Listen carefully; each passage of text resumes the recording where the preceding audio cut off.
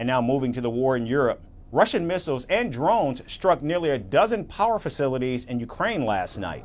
The aerial onslaught, which is the largest in weeks, comes 2 days after Vladimir Putin was sworn in as Russia's president for the 5th time. Kyiv says the airstrikes caused serious damage to 3 Soviet-era thermal power plants, resulting in blackouts in multiple regions. And at least 3 people were also injured, including an 8-year-old child. According to Ukraine's Air Force, Russia used 76 air attack weapons in the latest assault. This included 55 missiles and 21 drones launched from Russia and Russian-controlled areas. Now, the latest attack puts more pressure on Ukraine's energy system more than 2 years after Russia launched its full-scale invasion. Following the strikes, Ukraine's power grid operator said it was forced to introduce power cuts in 9 different regions. President Volodymyr Zelensky said that Russia deliberately launched the attacks on the day Ukraine celebrated the Day of Remembrance, honoring the victory over the Nazis and World War II. Life itself was the target that night, just like during hundreds of other similar nights and days of this war.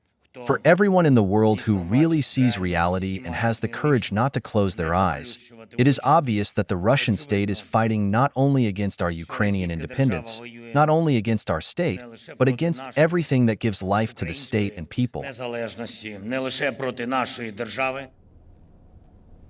Now, Moscow said it struck Ukraine's military-industrial complex and energy facilities in retaliation to Kyiv's strikes on Russia's power grid.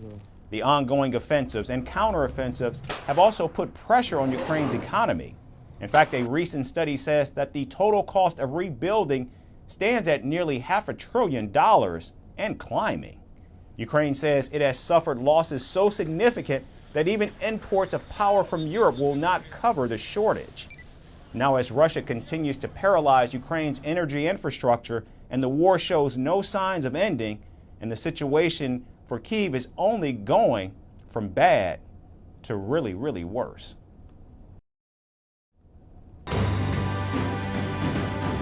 Firstpost reports from the world's 2nd largest continent.